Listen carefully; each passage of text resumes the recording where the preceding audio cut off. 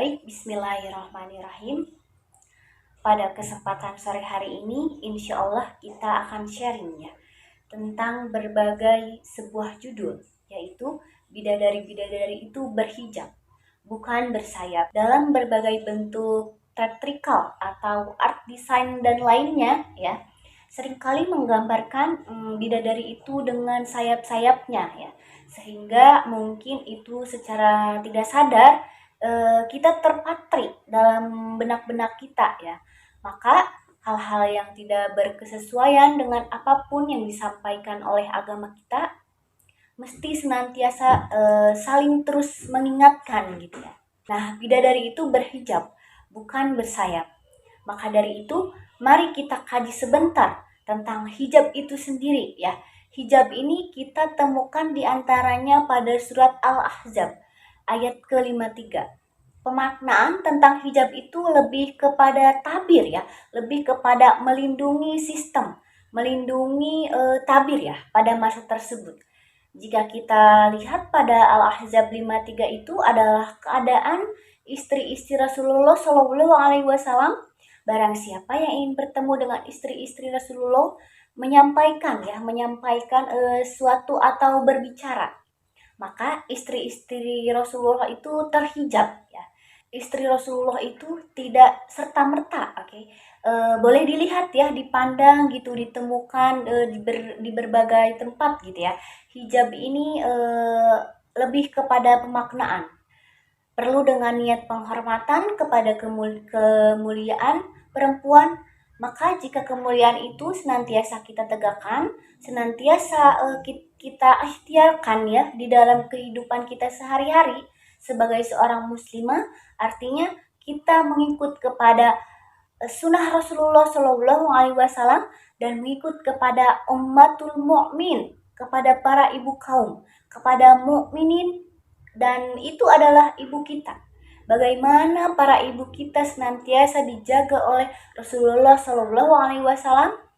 Nah, ini maknanya para suami ya mesti menjaga istri-istrinya dan melindungi ya, tidak membiarkan istrinya mengumbar aurat ya, dari fisiknya, keadaannya, tetapi justru dilindungi. Tapi para perempuan ya, para muslimah juga mesti berjuang untuk senantiasa melindungi dirinya dengan apa yang Allah Subhanahu wa taala telah perintahkan kepada perempuan untuk menjilbabi dirinya ya, menutupi dirinya dengan kain besar yang longgar gitu ya, yaitu jilbab gitu, sehingga dia mudah dikenali dan menjadi tidak diganggu oleh siapapun ya. Nabi Shallallahu Alaihi Wasallam pada hadis riwayat Abu Daud mengatakan mengenai jilbab ini ya, mengenai kewajiban perempuan untuk melindungi dirinya dan menutupi auratnya itu diberi pembatasan oleh Allah Subhanahu wa taala. Yaitu seluruhnya harus tertutupi, harus menutupi dirinya. Terkecuali wajah dan telapak tangannya ya. Itulah toleransi yang diberikan ya, wajah dan telapak tangan. Tapi seluruhnya perempuan itu mesti menutupi dan melindungi dirinya ya. Dan itu adalah sesuatu yang diwajibkan oleh Allah Subhanahu wa taala.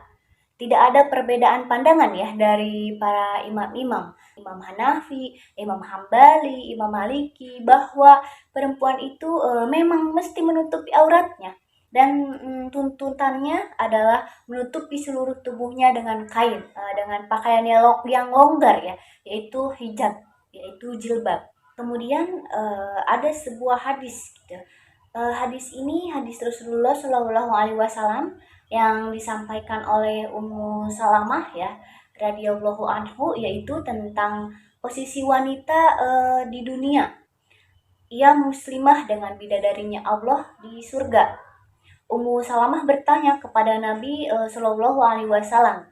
Beliau menanyakan, ya Rasulullah, bagaimana kedudukan wanita solihah di dunia dengan bidadari Allah di surga? Maka Nabi Shallallahu Alaihi Wasallam mengatakan wanita solih di dunia itu bagaikan bagian luar pakaian yang tampak. Ya. Ia lebih utama, dia adalah keutamaan. Maka Ummu Salamah bertanya lagi kepada Nabi Shallallahu Alaihi Wasallam, kenapa mereka mendapatkan posisi ini di hadapan Allah Subhanahu Wa Taala ya? Sebab ketika di dunia mereka berjuang menjaga iman, menjaga takwa, menjaga ibadah-ibadahnya, dan ibadah kita kepada Allah adalah diantaranya menutupi aurat kita. Ya, ia juga menjaga lisan, kita menundukkan pandangan kita berbakti sebagai istri kepada suami kita berbakti sebagai anak kepada kedua orang tuanya, orang tua kita menjaga anak-anak kita sebagai amanah dari Allah Subhanahu Wa Taala. Seluruhnya ini adalah perjuangan. Dan jangan pernah lupa bahwa Allah itu menyukai hamba-hambanya yang berjuang.